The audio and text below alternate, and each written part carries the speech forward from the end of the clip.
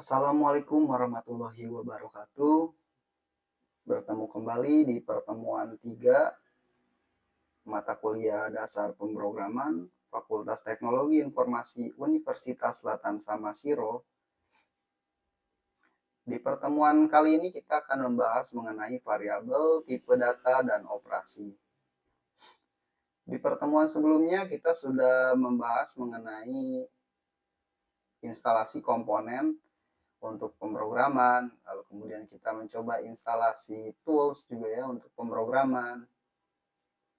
Kita coba menginstal XAMPP, lalu kemudian kita sudah juga menginstal Visual Studio Code, hingga kita menuliskan Hello World di PHP ya. Baik, untuk di pertemuan kali ini kita akan membahas mengenai variabel, tipe data, dan juga operasi. Berikut ini adalah biodata saya sebagai mengajar. Nama saya Muhammad Diki Widianto. Pekerjaan saat ini yaitu IT Development System di Universitas Selatan Samasiro. Email saya diki.widianto@unilam.ac.id. Untuk portofolio ada pada di dikiwidia.github.io. Baik, tujuan pembelajaran kita adalah yang pertama, mahasiswa memahami konsep dasar pemrograman komputer. Lalu yang kedua, mahasiswa mampu menggunakan bahasa pemrograman untuk merancang, mengembangkan, dan mengevaluasi program sederhana. Dan yang terakhir, mahasiswa mampu menerapkan logika komputasi dalam pemecahan masalah. Baik, kita langsung mulai saja. Apa itu variabel? Jadi, variabel itu adalah wadah untuk menyimpan informasi atau data. Dalam PHP, variabel sangat fleksibel karena PHP adalah bahasa yang loosely typed. Apa itu loosely typed? Jadi tipe data tidak perlu dideklarasikan secara eksplisit. Beda halnya dengan bahasa-bahasa pemrograman seperti VB ya, Visual Basic, atau mungkin Java yang lebih strict dalam mendeklarasikan tipe data ya. Sebelum kita membuat suatu value dari variabel, kita harus mendeklarasikan tipe data. Namun di PHP ini kita tidak perlu mendeklarasikan tipe datanya apa, karena PHP ini sudah otomatis ya.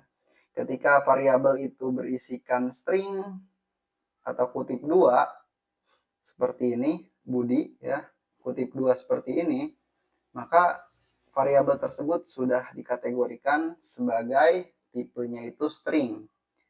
Apabila seperti ini, variabel tersebut nilainya berupa angka, maka sudah didefinisikan oleh PHP bahwasannya variabel tersebut merupakan tipe data integer. Begitu pula dengan seperti ini ya. Jadi ada namanya tipe data float, yang mana bentuknya itu pecahan.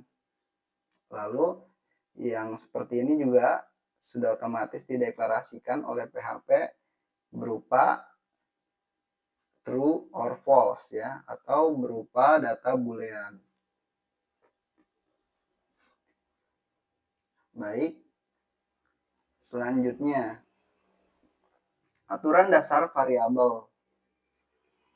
Yang pertama, semua nama variabel harus diawali dengan simbol dolar atau dollar sign.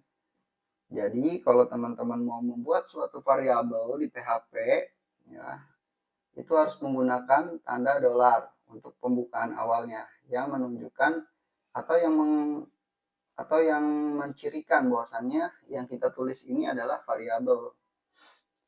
Ya, oke, kita coba contohkan di Visual Studio Code.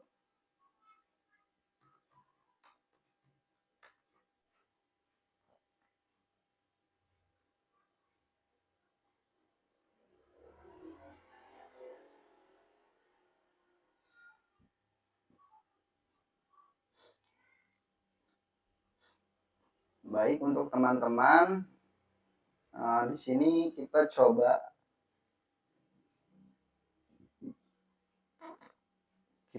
buat satu file dengan nama variabel .php. Seperti biasa, kita mulai dengan kurung buka tanda tanya PHP ya. Lalu kita awali untuk membuat variabel itu dengan seperti ini, $, kemudian diikuti dengan nama variabelnya.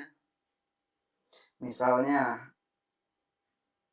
nama depan sama dengan, nah, Farid, misalnya seperti ini. Ini adalah artinya yaitu variabel nama depan, variabel tersebut namanya nama depan, yang memiliki value string yang isinya itu adalah tulisan teks Farid. Lalu yang kedua, nama variabel harus dimulai dengan huruf atau underscore. Nah, ini bisa bebas ya. Bisa menggunakan underscore, bisa menggunakan huruf ya. Hanya saja biasanya kita pertama kali kalau saya sendiri menggunakan huruf saja langsung untuk variabel. Misalnya seperti nama belakang ya, seperti ini. Dan untuk penulisannya bisa menggunakan banyak ya. Bisa nulis biasa saja seperti kayak gini, nama depan ya. Atau seperti apa terserah itu, tergantung dari seleranya. Tidak ada aturan khusus mengenai itu.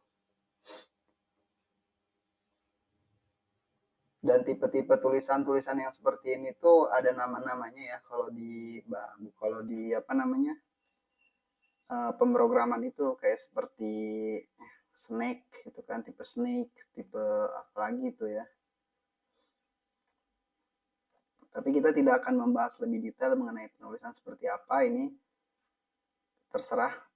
Yang jelas mengikuti aturan dari PHP ini gitu ya.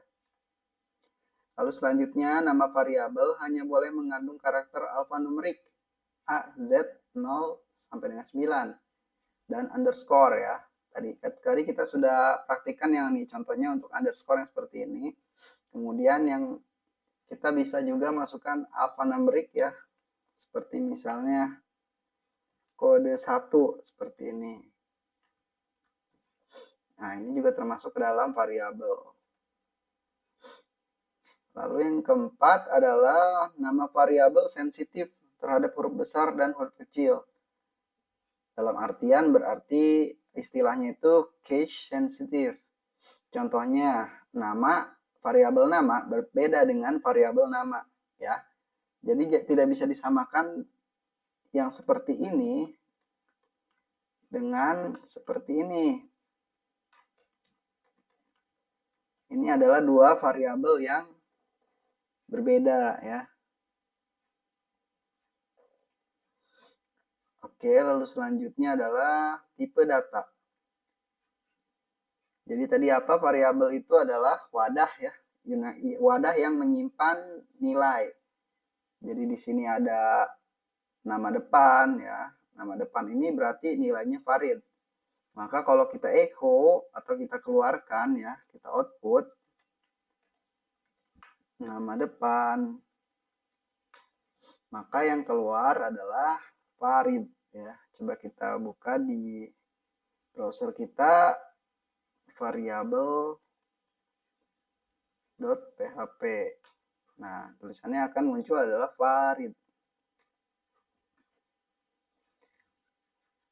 Oke ya, jadi sebelumnya kita ada yang kelewat tadi untuk teman-teman yang mau mencoba itu apa tadi membuat file dengan nama variabel.php ini. Jadi teman-teman harus aktifkan dulu tadi, aktifkan ininya apa, action control panelnya yang kemarin kita sudah install. Lalu teman-teman klik, lalu di situ start semua ininya ya. Ada Apache dan juga ada MySQL-nya itu di start. Nah, setelah hijau seperti kemarin, baru kita bisa mengakses ini ya. Untuk foldernya masih sama yang kemarin, localhost/belajar PHP. Baik, selanjutnya yaitu tipe data. Tipe data mendefinisikan jenis nilai yang dapat disimpan oleh sebuah variabel. PHP termasuk bahasa pemrograman yang loosely typed atau dinamis. Artinya, Anda tidak perlu mendeklarasikan tipe data variabel secara eksplisit. PHP akan menentukan tipe data secara otomatis berdasarkan nilai yang Anda berikan. PHP memiliki total 8 tipe data dasar yang dapat dikelompokkan menjadi 3 kategori. Ada scalar, kompleks, dan spesial ya. Seperti yang tadi kita sampaikan di awal, bahwasannya PHP itu loosely type ya, loosely type. Jadi artinya dinamis yang tidak perlu kita mendeklarasikan tipe data di awal gitu. Jadi kita sudah otomatis ya.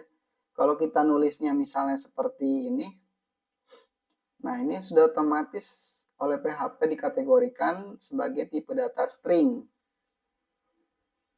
Kalau kita menuliskannya seperti ini misalnya. Nah, ini sudah diotomatis dikategorikan menjadi kategorinya itu tipe data integer. Dan seterusnya ya, tadi ada boolean dan lain-lain. Oke, selanjutnya jenis-jenis tipe data di PHP. Yang pertama ada string. String ini yang paling banyak ditemukan ya. Lalu ada integer, ada float, ada boolean, array, object, null, dan resource. Kita akan bahas 6 aja di sini. Karena yang poin 7 dan 8 itu nanti kita akan bahas di pertemuan selanjutnya ya. Oke, untuk tipe data string di sini, string itu ya digunakan untuk menyimpan teks ya. Apa yang kita tulis itu adalah string. Apa yang kita tulis itu adalah string. Mau itu, pokoknya apapun itu yang berada pada kutip ganda atau kutip tunggal, itu dikategorikan string. Contohnya seperti ini. Nah, ini ada nama variabel dengan variabel dengan namanya ya nama ya, variabel nama. Nah, kemudian value-nya ini Alice. Oke, berarti ini adalah string kategorinya. Tipe datanya string. Begitu juga dengan ini, halo, nama saya, nama katanya. Nama saya adalah variabel nama. Maka akan dicetak menjadi halo, nama saya Alice. Seperti itu. Oke, kita coba ya.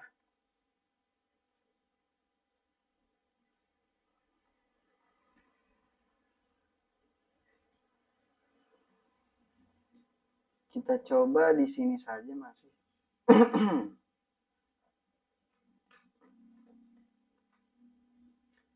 Oke, kita buat BR dulu untuk memberikan spasi. Lalu selanjutnya kita coba untuk di sini string ya. Nama. Nah, ini kita hapus saja nih, nama depan. Berarti kita coba di sini. Nama depan, nama belakang berarti ini ya. Ridwan. Oke, selanjutnya kita akan tampilkan echo. Halo Ridwan, seperti itu ya. Halo Ridwan, maka akan tampil halo Ridwan karena kita echo di sini halo Ridwan. Nah, halo Ridwan, ini yang kita tampil ya. Nah, sekarang kita ubah Ridwan yang di sini menjadi variabel nama belakang. Atau mengambil yang ini. Hasilnya akan sama. Halo Ridwan, namun lebih statis, namun lebih dinamis ya, maaf, lebih dinamis. Jadi kalau kita mengubahnya lagi, ingin mengubah nama halo Ridwan ini dengan menggantinya menjadi halo Junaidi. Nah, maka di sini akan berubah juga halo Junaidi seperti itu. Jadi variabel ini akan diasin ke sini, akan diassign, akan dimasukkan ke dalam echo ini ya. Variabel ini isinya apa? Junaidi. Junaidi ini adalah tipe string ya. Jadi tipe teks gitu. Seperti itu. Lalu kita coba masukkan tipe integer. Kita bisa juga di sini contohnya integer ya.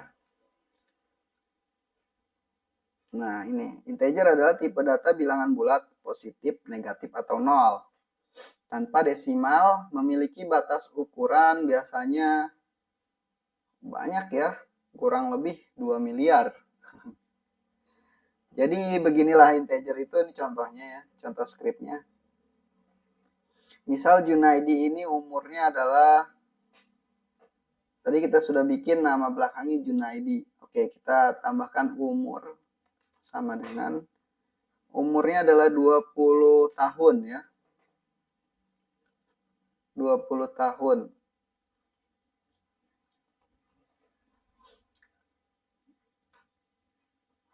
Eko. Halo Junaidi, nama belakang berarti ya, nama belakang, umur 20. Nah, halo, nama belakangnya siapa? Junaidi. Berarti halo Junaidi, umurnya berapa? 20. Maka hasilnya adalah halo Junaidi, umur 20. Seperti itu ya. Atau usia ya. Usia 20 tahun. Seperti ini. Lalu apa bedanya? Yang membedakan integer dengan string, sama-sama bisa dicetak juga, sama-sama bisa tampil di browser. Memang semuanya ketika memang tipe integer atau float, ketika memang sudah dicetak ke browser, berarti dia bisa dijadikan string gitu kan. Hanya saja apa yang membedakan? Yang membedakan adalah di sini nanti kita bisa menggunakan operator. Kalau untuk tipe integer kita bisa menggunakan operator seperti penambahan atau pengurangan seperti itu. Misalnya umurnya 20 tahun ditambah 10 tahun gitu kan. Jadi umurnya 30 harusnya ya. Umur adalah 20 ditambah 10. Maka jika ditampilkan di sini, maka akan menjadi halo Junaidi usia 30 tahun. Seperti itu ya. Nah, seperti itu maksudnya. Oke, selanjutnya kita lanjut ke tipe data float. Apa itu tipe data float? Tipe data float adalah tipe data bilangan yang mengandung titik desimal atau diekspresikan dalam notasi eksponensial. Ya, digunakan untuk angka pecahan atau sangat besar atau kecil. Contohnya ini seperti ada harga satuan 99,99 misalnya. Atau nilai pi ya, 22/7, hasilnya ini 3,14, 159 bla bla bla, seperti itu. Kita coba aplikasikan misalnya pada rumus luas lingkaran ya. Kita coba pada rumus luas lingkaran.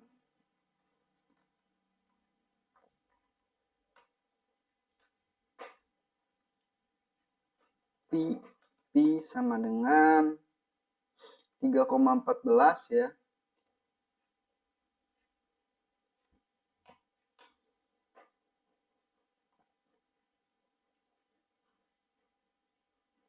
Oh, kita coba cari pi-nya aja ya, cari pi. 22/7 ya. Sehingga akan menghasilkan pi.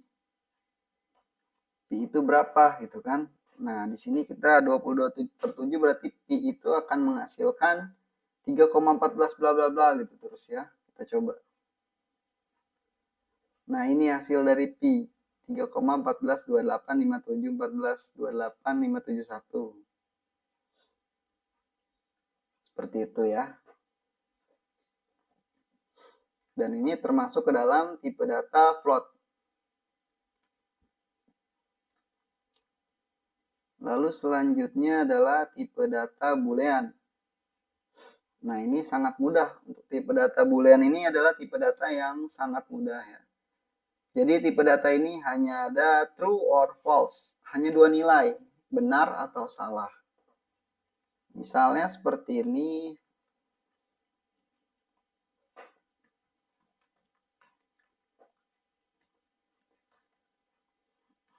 Apakah hujan? True berarti iya, false berarti tidak.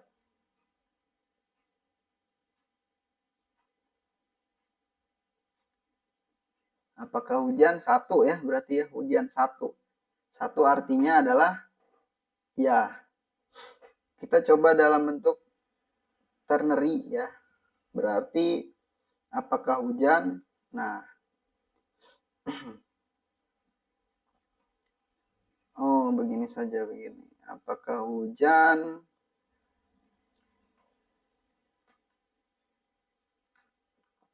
Oke, kita bentuk dalam ternary ya atau tidak ya. Kalau kita tulis true di sini berarti seharusnya ketika ditanya apakah hujan, jawabannya ya.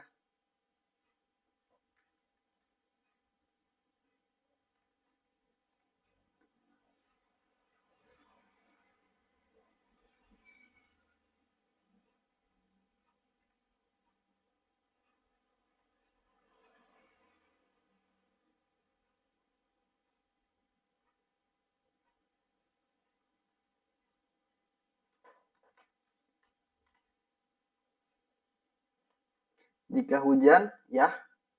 Hujan, pertanyaannya apakah hujan? Ya. Apakah hujan? Jawabannya ya. Tapi kalau kita ubah jadi false, maka apakah hujan? Tidak. Seperti itu. Jadi hanya nilainya benar atau salah. Ya.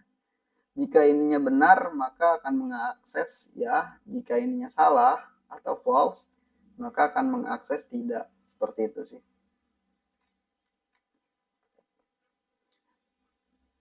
Selanjutnya yaitu tipe data array. Array itu adalah tipe data yang menyimpan banyak nilai dalam satu variabel. Jadi nilainya itu, nilai-nilai array itu bisa campuran dari tipe data lainnya gitu. Value dari array itu ya. Bisa jadi satu array itu bisa jadi dia tipe datanya itu campur gitu. Value-nya bisa ada integer, bisa ada string, bisa ada boolean.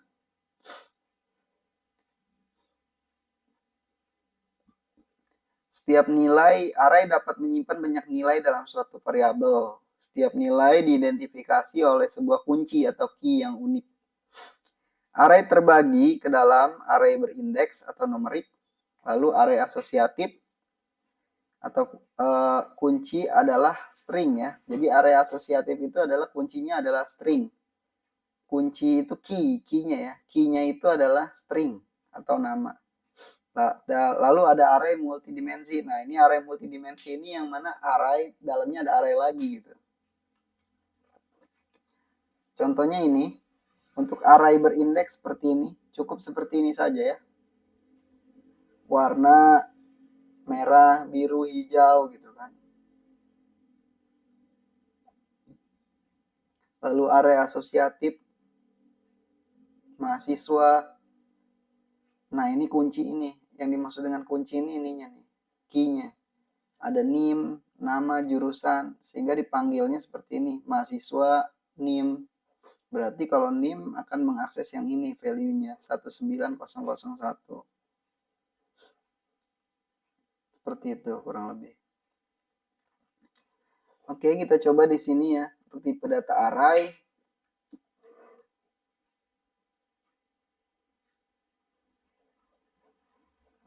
Misal kita punya buah, semangka, nanas, pepaya, durian, jambu.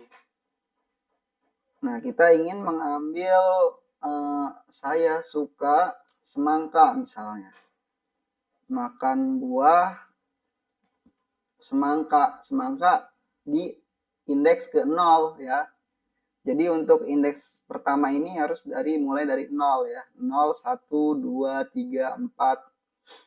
Kalau untuk semangka berarti indeks ke 0. Saya suka buah semangka 0 berarti ya. Nah, seperti ini penulisannya. Coba kita coba di sini. Saya suka makan buah semangka. Nah, kalau kita suka makan buah pepaya berarti berapa? 0, 1, 2. Berarti 2. Saya suka makan buah pepaya. Seperti itu ya. Nah, itu contoh array yang berindeks ini ya. Array index. Nah, lalu ada array apalagi? Array asosiatif. Contohnya mahasiswa. Mahasiswa ya, ada variabel mahasiswa. Lalu namanya Joni. Ini Joni ya. Namanya Joni. Lalu NIM-nya. Nah ya, jadi jurusan bolehlah teknik informatika. Jadi ini yang dimaksud dengan area asosiatif ya. Ada key-nya, ada kuncinya di sini. Kuncinya itu apa ini? Nama, NIM, dan jurusan ya. Di sini value-nya bisa banyak tipe ya. Yang value pertama ini kan untuk nama, yaitu value-nya itu tipenya adalah string. Lalu NIM value-nya apa? Value-nya integer. Jurusan value-nya string. Cara memanggilnya seperti apa? Berarti echo nama mahasiswa adalah mahasiswa nama ya. Seperti ini. Nah, ada error di sini.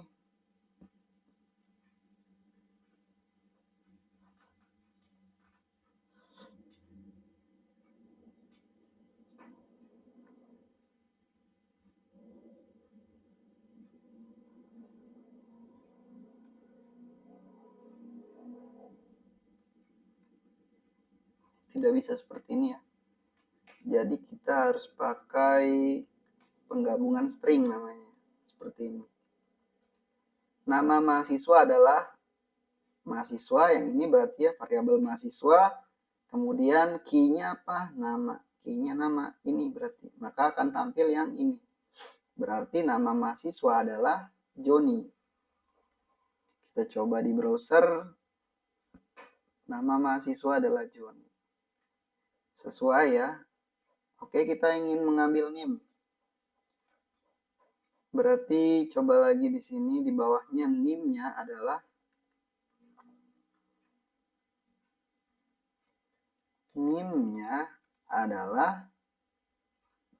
NIM. NIM-nya adalah 123456788 sesuai dengan yang ada di sini. Kurang lebih seperti itu ya untuk array. Lalu selanjutnya adalah objek. Objek ini hampir sama seperti variabel ya. Namun ini digunakan dalam pemrograman berorientasi objek atau OOP. Mungkin di semester tinggi, nanti di semester atas teman-teman akan mendapatkan mata kuliah khusus ya mengenai OOP ini. Kurang lebih sih sama. Jadi di sini ada nanti kita harus buat kelas dulu. Kelas ini misal namanya kucing, kemudian public name. Jadi kucing ini punya namanya apa gitu. Nama awalnya dia di set menjadi Momo di sini ya.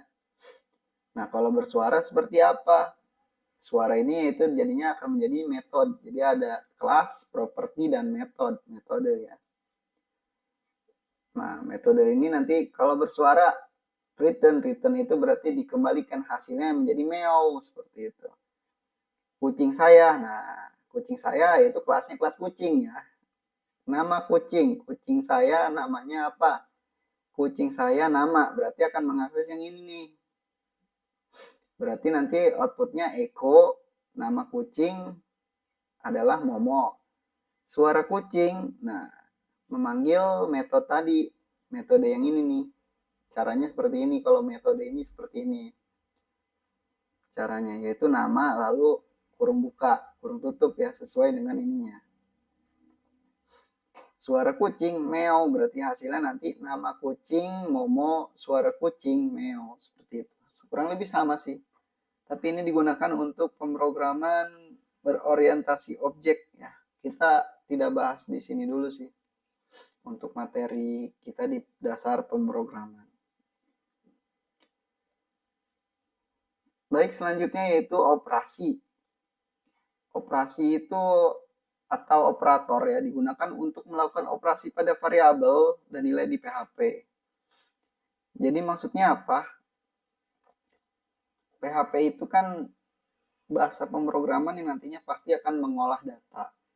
Tentunya seperti matematika, data logika gitu kan ya. Seperti proses-proses logika dan lain-lain, proses aritmatika, penggabungan string dan lain-lain. Nah, inilah fungsinya dari operator-operator tersebut. Oke, yang pertama ada operator string, lalu ada operator aritmatika, operator logika, operator perbandingan, dan operator penugasan. Untuk operator string sendiri digunakan khusus untuk mengolah tipe data string. Nah, ini tadi kita beberapa kali sudah mencoba ya, seperti titik ini nih, titik ini jika string ketemu titik, maka artinya yaitu penggabungan. Contohnya ini. Nah, ini nih. String ini kan tipe data string, kemudian ada titik di sini. Nah, artinya string yang ini akan digabungkan dengan ini. Seperti itu. Sehingga hasilnya tadi nama mahasiswa adalah ini string yang pertama, lalu digabung dengan string yang kedua, Joni. Nah, ini Joni nih. Hasil dari ini kan Joni. Seperti itu ya.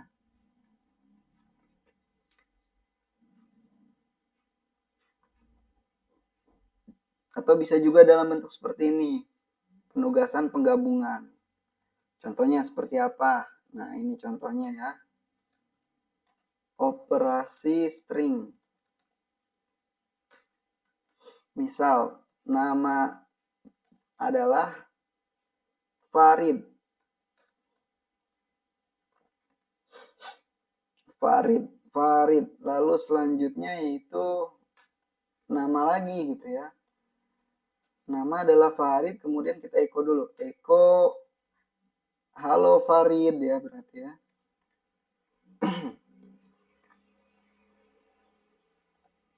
Halo Farid ya. Lalu selanjutnya ini ternyata Farid itu ada nama lengkapnya gitu. Farid Ridwan misalnya. Maka nama titik seperti ini ya. Spasi Ridwan. Nah, maka akan muncul jadinya Farid Ridwan. Nah, artinya apa? Variabel pertama adalah nama. Lalu kemudian nama itu digabungkan dengan spasi Ridwan yang ini. Sehingga hasilnya akan menjadi Farid Ridwan. Seperti itu. Namun jika nama itu tidak menggunakan titik di sininya, yang terjadi adalah halo Ridwan. Seperti itu ya. Karena nama yang tadi sudah dideklarasikan di awal memiliki nilai namanya Farid, di sini ya nilainya Farid. Kemudian dibuat lagi variabel yang sama, di bawahnya adalah nama, isinya adalah Ridwan, maka variabel ini akan tergantikan oleh variabel yang ini, isinya. Yang tadinya variabel nama ini isinya Farid, akan diganti menjadi Ridwan. Nah, kalau kita mau menggabungkan nama-nama tadi, variabel nama-nama itu, variabel nama yang atas dengan nama yang bawah, kalau kita mau gabungkan, kita menggunakan titik. Titik lalu sama dengan. Sehingga hasilnya akan muncul dua-duanya, Farid spasi Ridwan.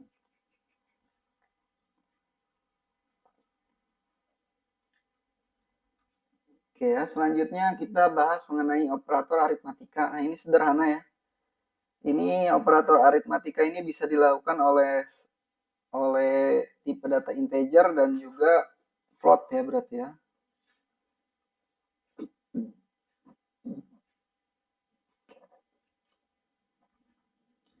Jadi di sini ada beberapa contohnya. Yang pertama ada penjumlahan, lalu ada pengurangan, ada perkalian, pembagian, dan modulus. Sederhananya seperti ini saja. Operasi aritmatika. Seperti contohnya nilai A dan nilai B. Nilai A adalah 10, nilai B adalah 15. Maka dicoba Eko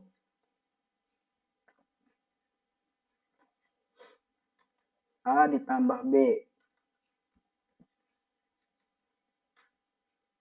Nah, seperti ini ya.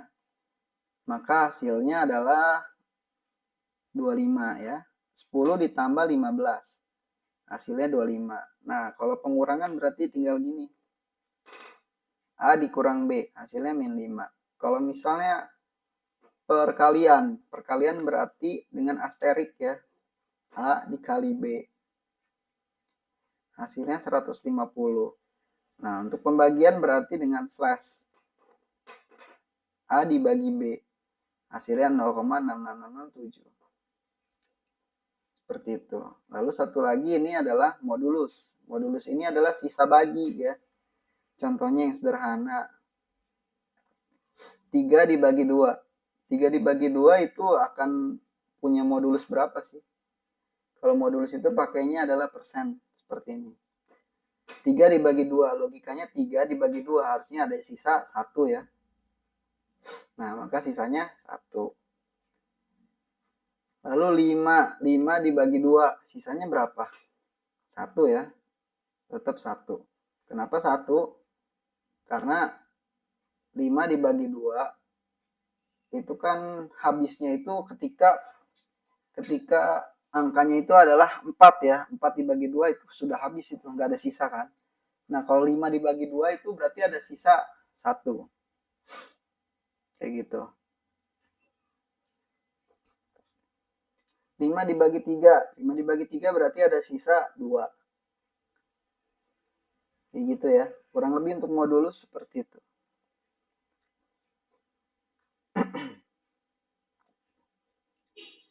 Lalu operator logika digunakan untuk mengkombinasikan ekspresi kondisional ya. Jadi ada and, ada not. Seperti itu ya kurang lebih. Contohnya seperti apa? Ini harus menggunakan ternary ya. Kita coba di sini operasi logika. Nah, misalnya seperti ini kita harus tahu dulu nih. Seperti misalnya nilai pertama sama dengan true, nilai kedua sama dengan false. Nah, maka nilai 1 dan nilai 2 hasilnya harusnya false. Harusnya false atau kosong ya. Atau kita coba ternary-kan kalau false benar salah ya. Kalau nilainya itu true berarti benar, kalau false berarti salah. Ini harusnya nilainya adalah salah. Kenapa salah? Karena dan ini kalau secara logika dia ini nilai pertama dan nilai kedua itu harus bernilai benar ya. Untuk menghasilkan benar pada dan ini ya, pada operasi dan ini, operasi logika dan, maka kita mewajibkan nilai pertama dan nilai kedua itu harus dalam kondisi true. True ya, di sini true dan juga true. Maka ini akan menghasilkan benar gitu di sini. Nah, kan benar ya, karena dua-duanya true. Nah, kalau salah satunya ada false, maka dia akan menghasilkan nilai salah. Apalagi dua-duanya gitu ya. Apalagi dua-duanya tetap akan salah. Nah, kebalikannya kalau kita menggunakan or, kalau ini namanya or atau itu akan diakses ketika salah satunya ada yang bernilai benar, gitu kan? Atau dua-duanya bernilai benar lebih bagus. Kalau salah satunya saja misalnya nilai 1 ini nilainya benar, maka akan hasilnya benar kayak gitu. Jadi ini udah main logik ya, udah main logika. Kalau dia nilainya salah, false, maka dia akan nilainya salah. Nah, ini kebalikannya, not ya, not. Jadi not itu kebalikannya. Contohnya gimana? Misalnya nilai 1,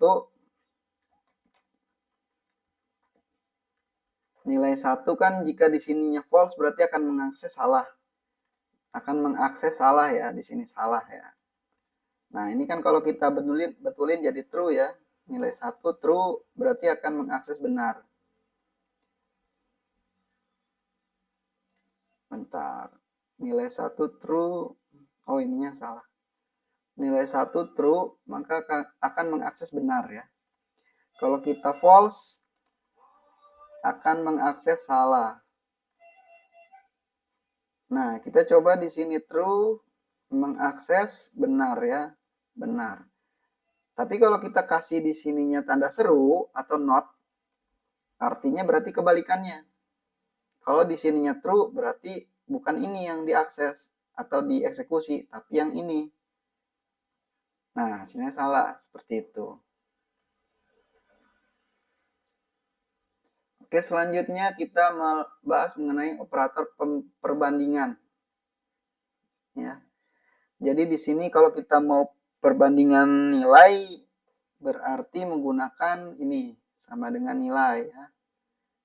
Sama dengannya 2 kali ya. Kalau identik sama dengannya 3 kali. Ini lebih besar dari, lebih kecil dari, lebih besar sama dengan, atau lebih kecil sama dengan. Ini tidak identik. Ini bukan ya, atau tidak sama dengan. Oke, kita contohnya berarti di sini operasi perbandingan. Misal nilai A adalah 10, nilai B adalah 100. Maka Eko nilai A dan nilai B.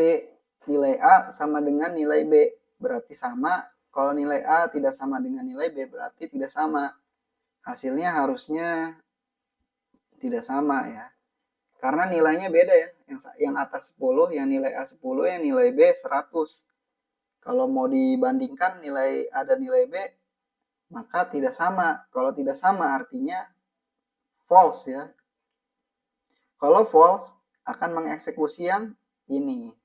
Kalau true yang ini. Nah, coba kita buat true. Buat true berarti salah satunya harus disamakan dengan yang lainnya. Misalnya nilai A berarti 100. Nilai A 100, nilai B 100. Nilai A sama dengan nilai B. Benar nggak? True ya berarti ya. Maka akan menghasilkan tulisan sama. Coba kita refresh. Sama ya. Betul, berarti. Dan lain-lain ini bisa dicoba oleh teman-teman. Misalnya lebih kecil dari ya. Logikanya benar nggak? A lebih besar, nilai A lebih besar daripada nilai B.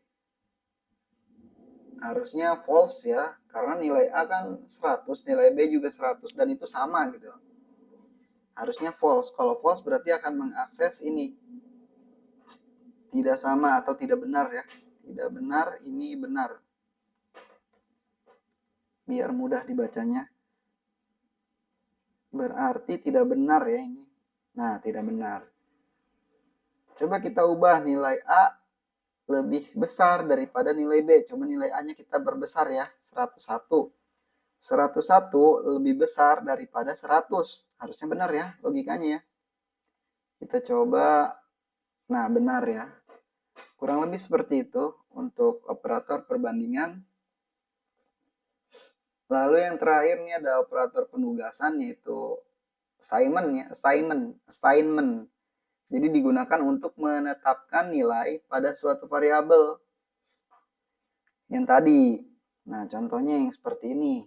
Kita sering nih nemu kayak variabel nilai satu ini isinya apa gitu kan. Itu kan kita tugaskan kan untuk dia berisikan apa, bervalue apa gitu kan. Jadi ini salah satunya nih, operatornya seperti ini. Lalu yang tadi kita juga ada nih penggabungan string nih. Ini juga merupakan penugasan.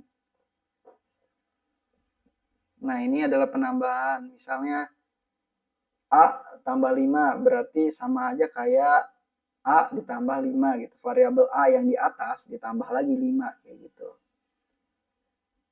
Variabel A yang di atas dikurang lagi 5 seperti itu, kurang lebih sama ya. Dan ini nanti kita akan coba di beberapa kali kita akan ngoding mungkin ya.